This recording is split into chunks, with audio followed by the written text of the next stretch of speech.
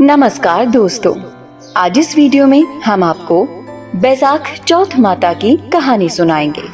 एक नगर में एक सेठ सेठानी रहते थे। उनके एक बेटा और बहू थे। बहू बर्तन साफ करके पानी डालने नीचे जाती तो पड़ोसन पूछती, आज खाने में क्या खाया? तो वो कहती, बासी कुसी तरबासी।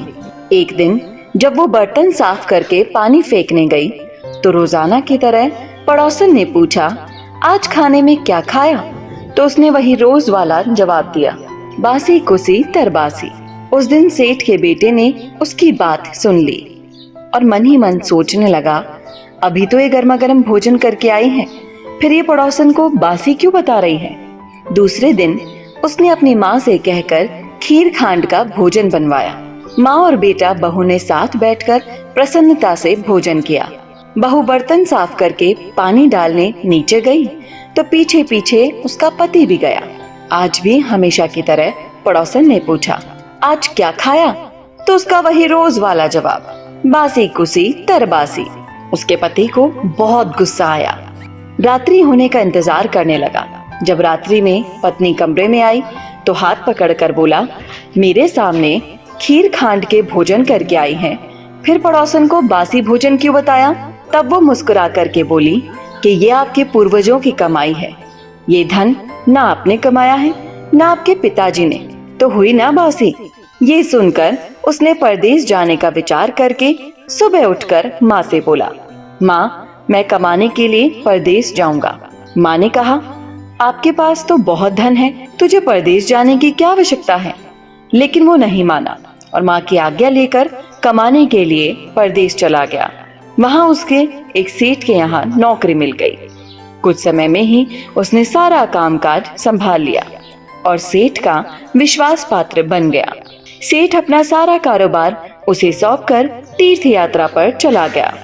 इधर सास ने बहू से कह रखा था कि परिंदे का पानी और चूल्हे की आग कभी मत बुझने देना, परंतु एक दिन चूल्हे की आग बुझ गई। बहू पड़ोसन के घर अगली लेने गई। उसने देखा कि पड़ोसन की औरतें बैसाख की चौथ माता की पूजा कर रही थी। उसने पूछा, आप ये किस माता का पूजन कर रही हैं और इस पूजा को करने से क्या फल मिलता है? तब पड़ोसन ने कहा, ये चौथ माता का व्रत है। इस व्रत को करने से स्त्रियों को अखंड सौभाग्य, उत्तम रूप, सुख, गुणवान संतान और बिछड़े का मिलन होता है। तब उसने बताया, मेरे पति भी परदेश गए हैं, मैं भी चौथ माता का व्रत करना चाहती हूँ, पर मेरी सास मुझे घर से बाहर ही नहीं जाने देती, तो मुझे कैसे मालूम चलेगा कि चौथ का व्रत कब आया? तब पड़ोसन ने कहा, बहू तुम रोजाना एक डिबिया में एक दाना गेहूं रखते जाना। जब 30 दाने हो जाएं, उस दिन चौथ माता का व्रत रख लेना और शाम को चौथ विनायक जी का पूजन करके चंद्रमा को अर्घ्य देकर फिर खाना खा लेना। साहूकार की बहू को पड़ोसन के कहे अनुसार व्रत करते बहुत समय बीत गया। चौथ माता ने सोचा कि यदि इसकी नहीं सुनी तो मुझे मानेगा कौन? तब चौथ माता ने साहूकार के बेटे को स्वप्न में जाकर कहा कि साहूकार का बेटा तू सो रहा है या जग रहा है? तो उसने कहा, ना मैं सो रहा हूँ और ना मैं जग रहा हूँ, चिंता में हूँ। इस पर चौथ माता ने कहा, चिंता छोड़ और घर जाकर तेरे परिवार को संभाल। तब साहूकार के बेटे ने कहा, मेरा कारोबार बहुत फैला है। तब चौथ माता बोली, सुबह उठकर स्नान ध्यान से निवृत्त होकर दुकान जाकर चौथ माता का नाम लेकर घी का दीपक जलाकर बैठ जाना।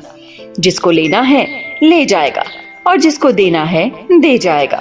सुबह उसने वैसा ही किया और देखते ही देखते हिसाब हो गया और उसने घर जाने की तैयारी कर ली। घर रवाना हुआ तो रास्ते में एक सांप अपनी 100 वर्ष की आयु पूर्ण करने के लिए दाह समाधि लेने जा रहा था। उसने उसको सिसकार दिया। सांप ने गुस्से में कहा, मैं अपनी आयु पूर्ण करके मुक्ति पाने जा रहा था, तूने मुझे टोक दिया, इसलिए अब मैं तुझे डसूंगा। इस पर साहूकार के बेटे ने कहा, मैं 12 वर्ष बाद अपने घर पर जा रहा हूँ, मैं अपनी माँ और पत्नी से मिल लूं, उसके बाद मुझे डस लेना। तब सांप बोला, तू घर जाकर पलंग पर सो जाएगा? तब उसने कहा, मैं अपनी पत्नी की चोटी लटका दूंगा, उस पर चढ़कर डस लेना। घर पहुंचा तो वो उदास था। बेटा कुछ बोला नहीं, लेकिन उसकी औरत होशियार थी। सब बात पता करके उसने कमरे की एक सीढ़ी पर दूध, दूसरी पर चूरमा, तीसरी पर बालू रेत, इत्र, फूल रखकर चौथ माता से प्रार्थना की, हे चौथ माता, मेरे पति के प्राणों की रक्षा करना। आधी रात्रि में सांप आया और दूध पिया, चूरमे और बालू मिट्टी में किलौले करा और बोला, साहूकार के बेटे की बहू ने सुख तो बहुत दिया, पर वचनों का बंधा हूँ, डसूंगा तो जरूर। तब चौथ विधायक जी ने सोचा, इसकी रक्षा तो करनी चाहिए। तब चौथ माता तलवार बनी, विधायक जी ढाल बने और सांप के टुकड़े हो गए। साहूकार के बेटे को नींद नहीं आ रही थी। वो अपनी पत्नी के साथ चौपड़ पासा खेलने लगा। सुबह देर तक जब बेटे बहू नहीं उठे तो साहूकारनी जगाने गई तो सीढ़ियों पर खून ही खून देखकर जोर जोर से रोने लगी कि मेरे बेटे बहू को किसी ने मार दिया।